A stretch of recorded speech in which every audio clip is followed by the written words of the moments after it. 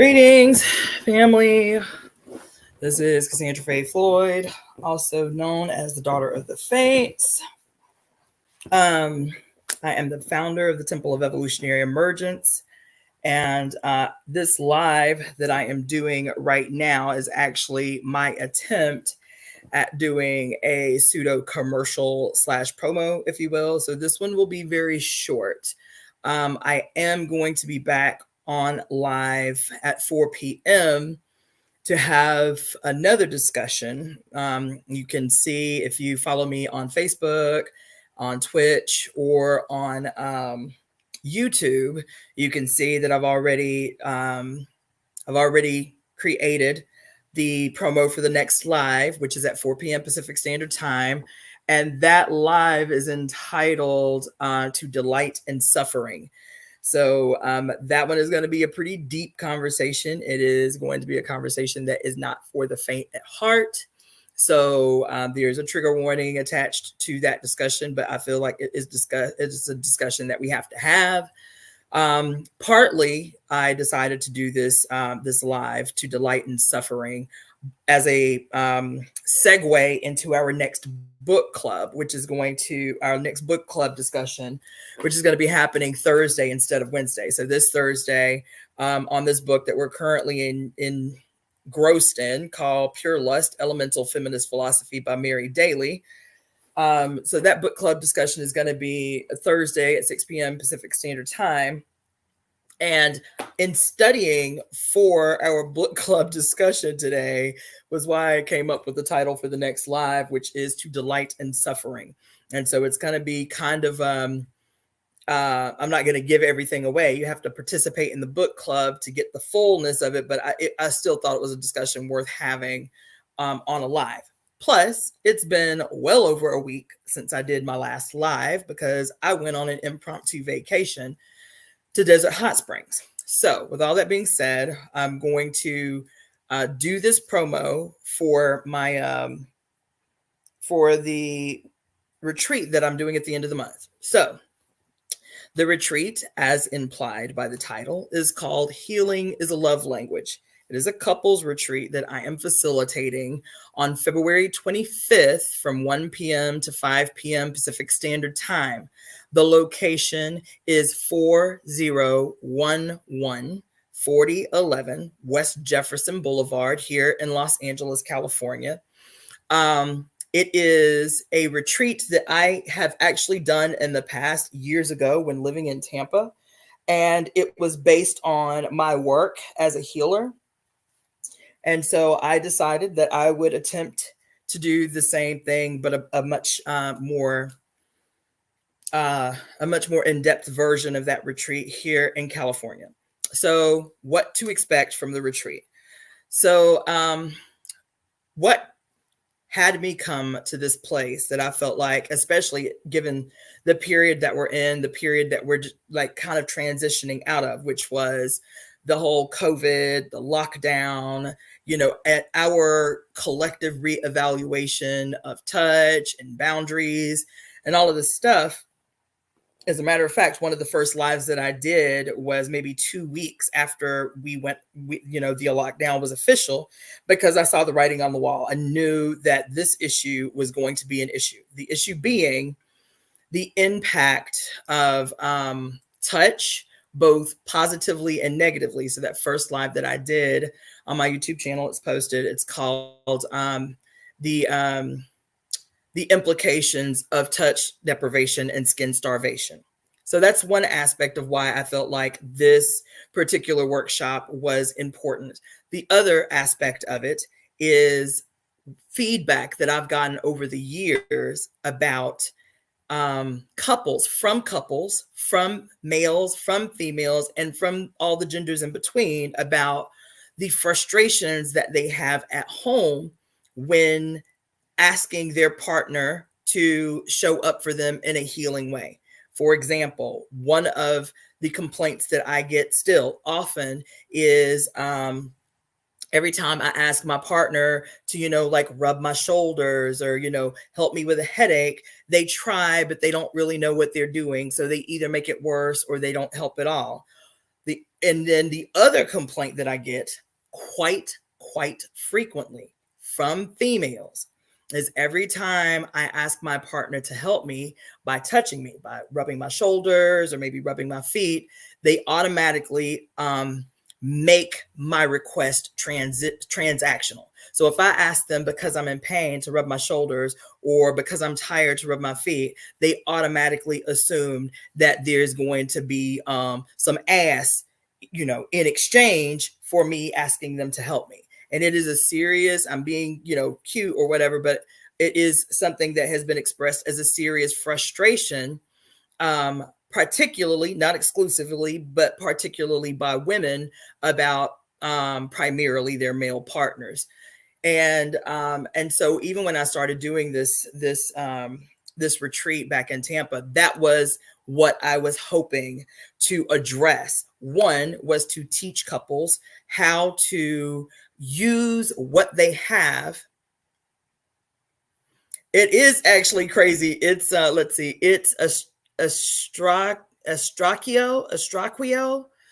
It is strange. It sounds alien to us, but I've been putting my hands on people therapeutically now since 2005, so a long time.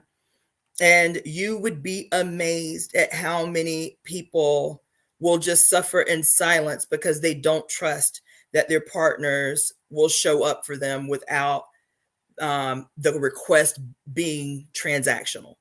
And so anyway, so that was one thing. And so in the workshop that I will be facilitating on the 25th of this month is called Healing is a Love Language.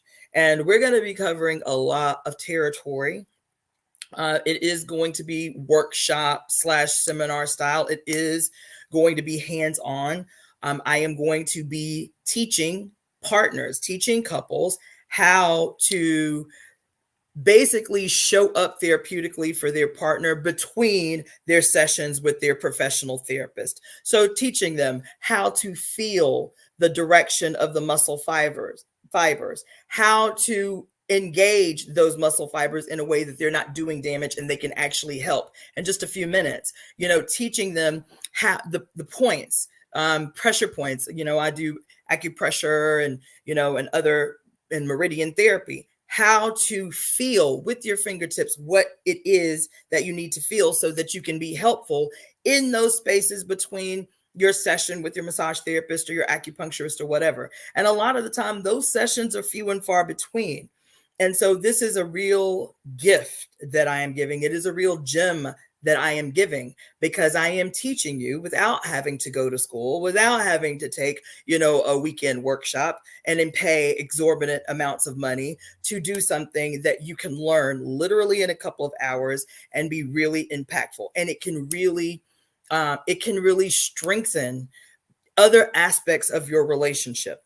One of the topics that we're going to be talking about in this workshop is the importance of desexualizing touch. So one of the things that happens in this society, especially in the United States, where there are so many extreme taboos around sex, that males, more often than anybody, have a very narrow and myopic understanding of touch. And that is because of conditioning. It's not a critique of males at all. It is acknowledging that males have a very limited language when it comes to touch, not just love language, because in this society, males in particular, there are only a couple of circumstances where where they're engaged in touch. And that can be sex, that might be if you have kids, and violence. And so with a very narrow understanding or experience with touch, it can make it really very frustrating in intimate partner relationships. One, for males, because they don't know how to articulate or even ask their partner what it is their partner needs. Their partner, through her conditioning or their conditioning, may not know or may presume that they should know more. So she doesn't know how to ask for what she needs or express whatever her frustrations may be with his limitations. And so with the idea of desexualizing touch, now I learned this as a therapist. the importance of desexualizing touch, because touch in this society is a very fickle thing, where skin starvation and touch deprivation statistics are concerned. And these are statistics that are prior to 2 years of lockdown, where we became neurotic about, space and boundaries and not touching one another. These statistics around skin starvation and touch deprivation are shocking. They are shocking. The long-term impact that skin starvation and touch deprivation can have on you physically, emotionally, spiritually, psychologically. And in the United States, of all 52 developed countries, we are statistically the most skin-starved population on Earth. That can be, in my estimation, it is one, not the only, but it could be a very key component to violence in the society, especially as we see violence increasing among young people. The most skin-starved children, quote, or young people on Earth are American children between the ages of 10 and 16 years old. So even their proximity to adulthood in some way equating to the retraction of intimate touch from their parents, touch from their friends, and making a direct correlation, these statistics, this research, making a direct correlation between skin starvation, touch deprivation, and behavioral disorders, learning disabilities, increase in violence, frustration, depression, and suicide. So this is why this discussion to me was so important. It is going to be a part of an ongoing series. So this first session is focused on couples. One of the other things that we're going to be learning about in this, let me just not segue too much. So yes, this first one is going to be centered around couples, but this is going to be a part of an ongoing series that I will be hosting here in Los Angeles. And I'm actually thinking about the possibility of like live streaming it or simulcasting it, so people who are not in the area can still get the benefit of the workshop. So that's something I'm debating about. But I will be doing this for adults who want to bring their mothers for Mother's Day, adults who want to bring their fathers, adults who want to bring their children. So I am going to be talking about all the different ways, people who are friends. So even with this quote couples retreat, if you got a best homie and you want to bring your best homie, this is something that you can totally benefit for. But for me, and I knew it as soon as we were on lockdown, I was like, this is going to be a problem. This lockdown, the fear surrounding it, and how even the circumstances that I was currently living in, seeing the family dynamic change literally overnight. I was living with a family, seeing the dynamic of this family change literally overnight with COVID. So even though we were all in the house together, how touch changed, how community in the home changed because of this looming fear of the pandemic. And that's something we still haven't addressed, in my estimation, in a way that helps us face, deal with, and begin to heal from what the hell happened to us socially as a consequence of COVID and, the subsequent movement behind that. So that's one thing. The other thing that we're going to be discussing, so that's going to be one aspect of the workshop, is around skin starvation and touch deprivation. The other thing is quite the contrary. It is going to be talking about all of the extraordinary studies that have occurred over the last 35 years or so, documenting for a change the very physical, real, chemical benefits of regular touch. Not even just therapeutic touch, just regular touch, right? So I'm not going to talk about that in depth here, but I do want to talk about some of the things that I'll be discussing. One of the aspects of the workshop is going to be broadening, what did I call it? Expanding our definition of lovemaking. It is so important. And this is important for everybody, whether you in a partnership or not. Expand the need and the necessity, in my estimation, the urgency of expanding our definition of lovemaking. Now, this is me talking to you now as the healer, the practitioner, the therapist. But let me just switch to my temple oracle self. The question of in my estimation, this Instagram is pissing me off. Crazy. Shit is ridiculous. I don't know. It keeps doing it. I don't know if anybody else is having ongoing weird issues with their electronics, but it's like all of my electronics are acting janky and suspect as hell these days. I don't know. I guess Instagram. Greetings, T. I guess Instagram just is really trying my patience right now. Anyway, I don't want to go on because I want to talk about.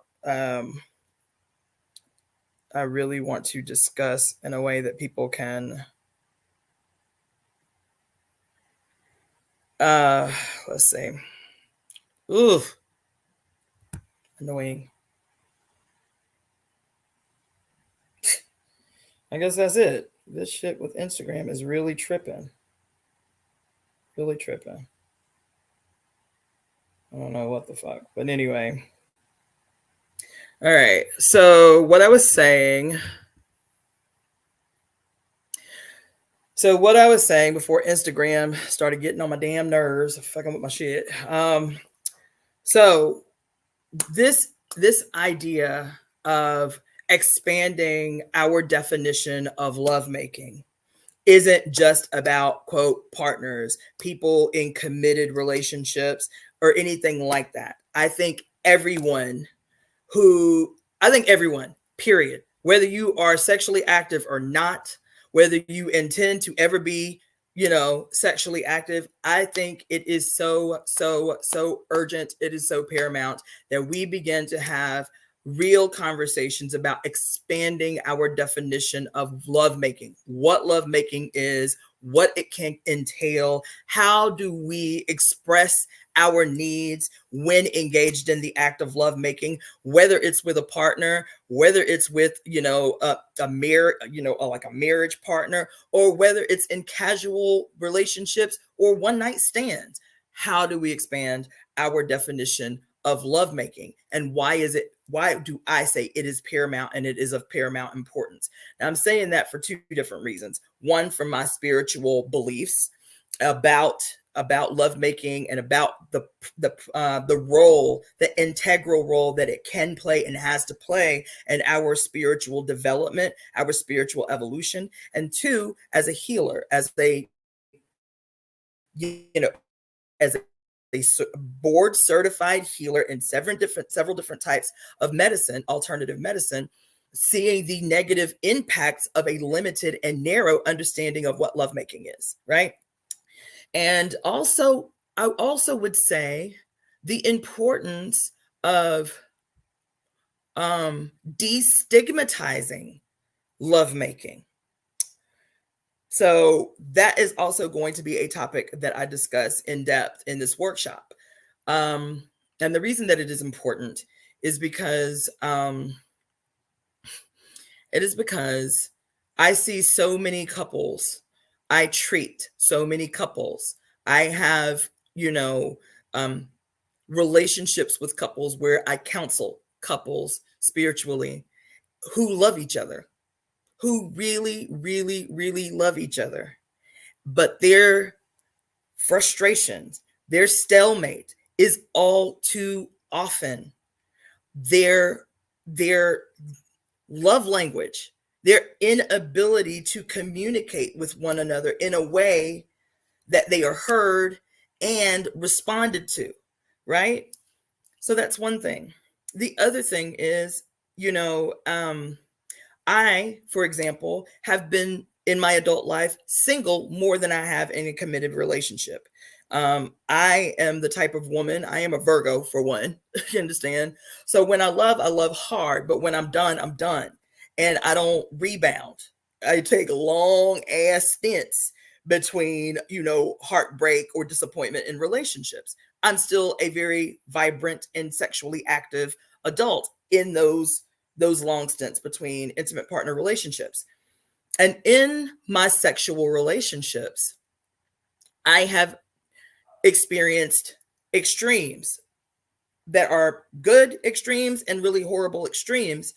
And trying to analyze that over the years and then incorporating spirituality, my spiritual beliefs in what I was experiencing sexually, even in relationships where I was not in committed relationships. They were casual or even one night stand relationships, trying to understand what I was experiencing in interaction with other human beings, right? It's been a long and a very difficult journey, to be honest with myself about. And so those are some of the things that I'll be talking about in that particular aspect of the workshop on expanding our definition of lovemaking. I am of the position that one topic alone, expanding our definition of lovemaking, could be a whole goddamn 4-day symposium. Okay, it is deep and it is serious. And that's one idea alone, I believe, could be transformative for the whole human population. Personally, I think we would all like each other a lot more. I think we would all be respectful of one another a lot more if we did not have these antiquated, imposed, lopsided ideas about human sexuality, about human intimacy, because intimacy doesn't have to always mean sexuality, about human intimacy. um and and even the whole idea of desexualizing touch in a way that we can be more engaging with one another, and sex is never even a part of the equation, but still denotes a level of intimacy that, in my estimation, has to be based in mutual human respect. That's my personal position. So these are some of the things that we're going to be talking about in this workshop. Plus, the workshop is going to be very interactive, and I will be facilitating some trust exercises with the couples that participate. They're not your regular trust exercises. I'm not going to have you fall in your partner's hands and no dumbass shit like that. I mean, no shade to anybody who does that, but that's not my thing. That's not to me. That's not to me what's important about establishing true trust in your partnership with your partner. I have found in my counseling of people that even though people can love each other a lot, love each other genuinely, I have found that there are more often than not people who are in intimate partner relationships, long-term relationships, marriages, co-parent children together, love each other and do not trust each other. And I'm not just talking about trust like, oh, well, I know they ain't gonna cheat on me. That's not what I'm talking about either. That's not what I'm talking about either. So that's another thing that we're going to be doing, is I'm going to be facilitating some pretty deep and spiritual trust exercises among the people who come and participate in this workshop. And the other more exciting thing, so those are just a very, very few of the topics that we're going to discuss. Again, it is going to be interactive, so people will be putting their hands on each other. I will be walking around teaching each one of you how to show up for your partner in an intimate and loving way that gives them healing and allows them to trust you deeper, right? That's going to be impactful. But then I also have entertainment that I am extraordinarily excited about. So, most of you know that I'm taking sitar lessons by world-renowned sitarist Paul Livingstone. Well, he and his partner, Alma Cielo, is going to be performing. So I have two couples that are performing at this event, this at this couples retreat. So the first couple that will be performing is a local group here. That's actually a full band. They're called El Rio Los Angeles. I love them so much. I love them so much. Okay, I cannot even begin to articulate how much I love this group. They are amazing. The founders of the band, which is a husband-wife couple, they are going to be performing a duet together, like a couple. They're going to be performing as a couple, not the whole band.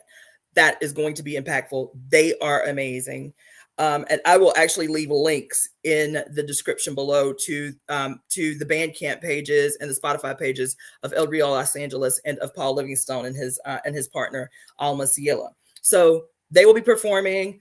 Paul Livingstone and Alma Cielo will be performing together musically, and then Alma Cielo is also a dancer. She actually is a dancer in a style called Sacred Ritual Serpent Dance. So she will be bringing her 7-foot boa constrictor and doing a beautiful, wonderful serpent dance with her lovely serpent at this retreat. There will be food. I'll be providing food and champagne and chocolates. The attire is come as you want, but I am encouraging people, because it is a very private location. Not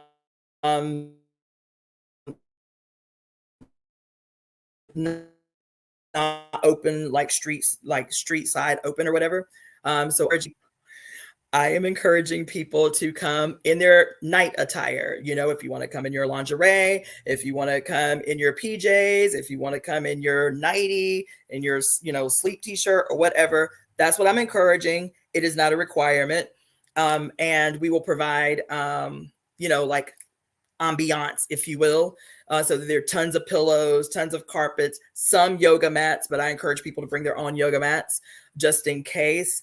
And everybody will get a really radical gift bag. I can't tell you what's in it, but just know anybody that's ever gotten a gift bag from me, which many of you have, Abasi, you have, right? I give dope gift bags. So that will be happening. So if you are in the Los Angeles area and you want more information about participating in the Healing is a Love Language Couples Retreat taking place on Sunday, February 25th, from 1 p.m. to 5 p.m. Pacific Standard Time, you can email me at releaseheartcenter@gmail.com. The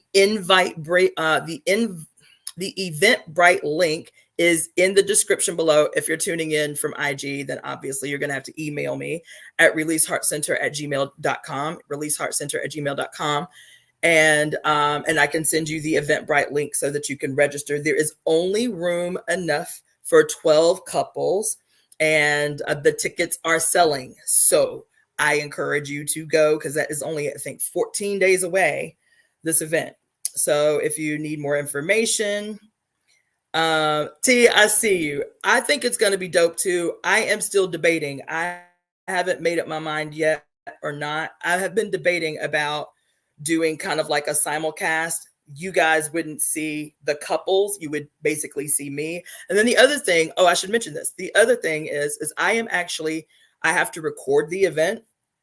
And people have to take a survey, and I have to create like a curriculum, because I'm actually moving to have this, what I have to submit to the state to have this workshop certified, so that I can teach it to people as continuing education units for anybody that's in the health field, the health or wellness field, medical, like nurses, doctors, massage therapists, or whatever. So actually this event that I'm doing is, multi-purpose. I thought it was really important to have an event that really talked about, demystified, and empowered people around what they have at their fingertips to literally change the dynamic of their personal lives, but also to have this be the first continuing education or CE unit certified class that I'm able to teach to others, so that they can expand their own wellness practice.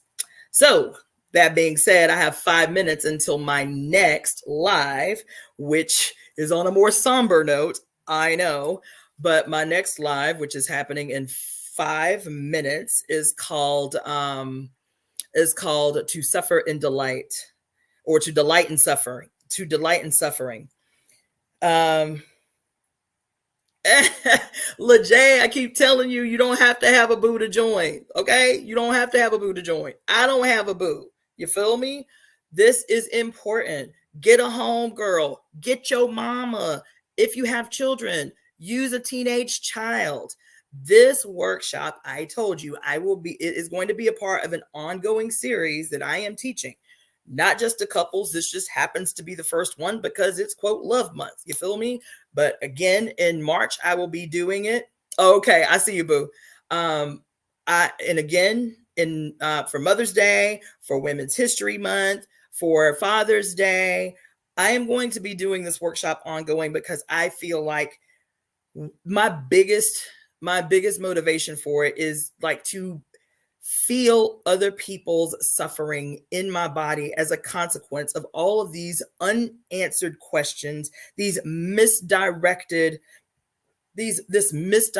of what is happening to us as a human family, because we haven't been offered any solution, any summation, any collective process to really recover from 2.5 years of lockdown and terror campaigns around COVID, and to be in practice and to see the ongoing impact of that in people's daily lives, and to have them be, gaslit the hell out of, to make them think that it's something else. It's not something else.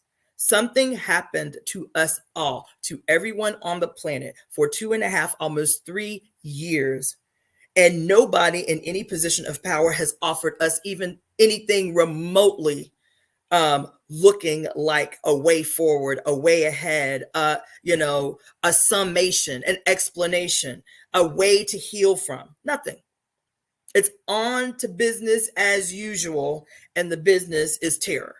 So it is important that we understand what is happening to us right now, what has been happening to us for the last several years. How would this work for someone who's not very affectionate? So we will talk about that too. Because even people who, may be neurodivergent, or people who are on the spectrum and have issues with touch, it's a catch 2020. The way touch works and the way our neurotransmitters work in response to touch is, even those of us who are adverse to touch, it is typically because we've gone so long without touch. So there are tons and tons of studies about how to incorporate touch for people who aren't, quote, very affectionate, who may be asexual, who do not have sex at all. And because, again, that's the whole purpose of having this whole process in the workshop around desexualizing touch, how to desexualizing touch and intimacy. How do we get out of this quagmire where we always equate intimacy with sexual intercourse or sexual interaction? How do we incorporate touch in the human society where everyone can benefit from the obvious healing benefits of touch, not even just therapeutic touch? Man, the studies are spectacular. Holding a person's hands for 30 seconds, changing your body's chemistry. That shit is impactful. And so doing this on a regular basis to counteract the negative side effects of stressors, of the daily stressors that we are impacted by. So it's a great question, T, that you asked. And I'm not trying to be dismissive at all. I am saying that this is one of the things that I'm going to be talking about in the workshop, bringing in the studies that demonstrate that people who are like on the spectrum, neurodivergent, who even because of trauma are touch adverse, how to gently incorporate touch in a way that they can get the healing benefit of touch while still respecting their boundaries. So it's really powerful research that exists out there. A lot of it coming, I've talked about this in the past, a lot of that coming out of the Touch Institute under the leadership of Tiffany Fields, who was really a renegade at, finding the funding to fund research around the different types of touch therapy and alternative medicine. So that's some of the stuff that I'll be bringing to the table. And again, greetings, my Amy. So again, I really want to encourage people to, I see you, let's see, Soltlak. There's a way, you said oxytocin. There's a way to be gentle with people who are traumatized and or get overstimulated by touch. Yes, and oxytocin isn't the only thing. It's not even the shotlac. Okay, thank you for that. Um, what was I saying? Oh yeah, oxytocin isn't even one of the primary, oddly enough, it's not even one of the primary neurotransmitters and chemicals that are important for touch and its benefit and its healing benefit, if you will. So it's going to be a really exciting workshop. Like I said, it'll be ongoing. I'm already looking at booking up the rest of the year with this workshop. Also, Google the location. The location is wonderful. They've been extremely generous with the use of the space. It's called Zula, Zuladen, Zuladen, I think it's .com, Zuladen.com. The building, the space, the aesthetic is gorgeous.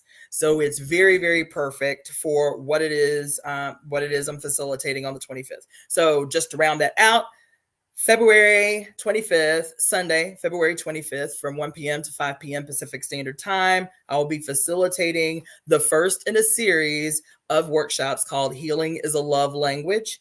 If you are interested in information, if you want to keep in touch with me, if you are interested in having it simulcast where you can watch the workshop, you obviously wouldn't be seeing the people, but you would be seeing me facilitate the workshop, then let me know. Then I'll go ahead and set up a simulcast if you are interested in participating that way.